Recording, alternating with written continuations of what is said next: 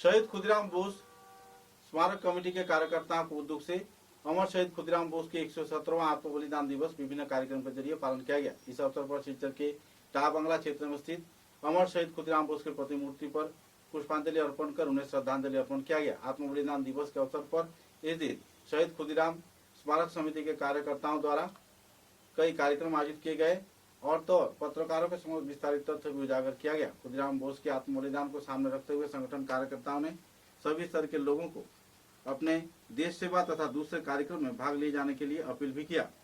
इस दिन के इस कार्यक्रम में नकुल रंजन पाल, नेताजी फाउंडेशन के कर्णधार Nihar Ranjan Pal, all India save education committee के सह सभापति अध्यापक अजय राय व दूसरे हस्तियों ने पुष्पांजलि प्रदान कर श्रद्धा व्यक्त किया। साथ ही कई जाने माने कलाकारों द्वारा कई देशात्मबोधक संगीत भी पेश किए गए। इस दिन के इस कार्यक्रम में भूतपूर्व शिक्षक सुब्रत चंद्र नाथ तथा दूसरे हस्तियों ने खुदीराम के आत्म बलिदान दिवस के कई पहलुओं के बारे में तात्पर्य लोगों के समक्ष उजागर किए। गौरतलब है कि इस दिन इस कार्यक्रम को लेकर शहीद खुदीराम स्मृति रक्षा कमेटी के सदस्यों के बीच उत्साह की लहर देखने को मिली और आने वाले प्रजन्म को इस क्षेत्र में अहम तौर पे खुदीराम बोस के आत्म बलिदान तिथि को पालन किए जाने के लिए अनुप्रेरणा दिए जाने का भी कार्रवाई सामने रखा गया। कुल मिलाकर एक भावगंभीर वातावरण में अमर शहीद खुदीराम बोस का 117वां आत्म बलिदान दिवस इस दिन भव्य कार्यक्रम के जरिए भावगंभीर वातावरण में पालन किया गया।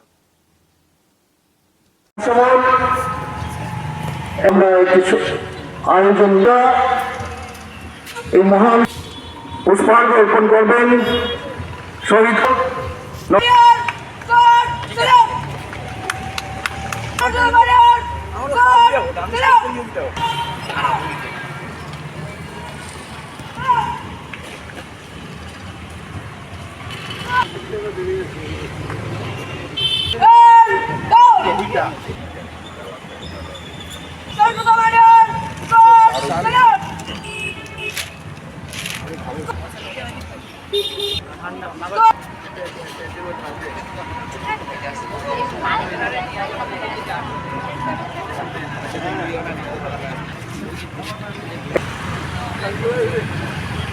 পুষ্পাঞ্জলি অর্পণের পরে আমাদের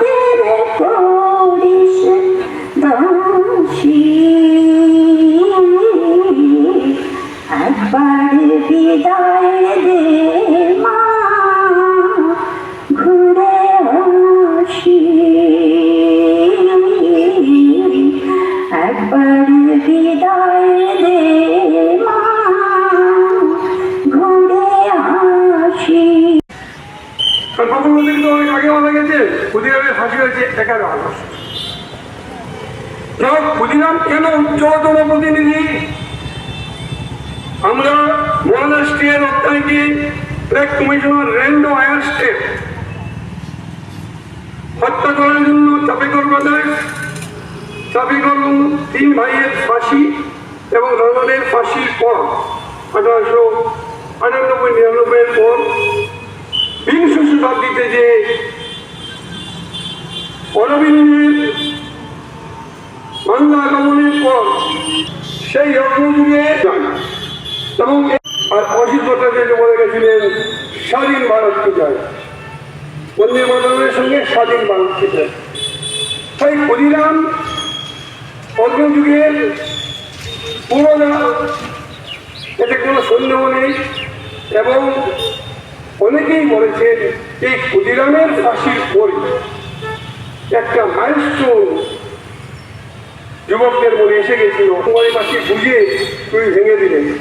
অথচ যখন অভুক্ত থাকতেন দিনের পর দিন, একজন মুসলিম মহিলা মেদিনীপুরের ওয়াজেদ সাহেবের ভগিনী তাকে দিনের পর দিন খাইয়েছেন, তিনি সেই মুসলমান ভগিনীটির ঘরে ভাত খেতে কিন্তু ওটি ভিড়া করেননি।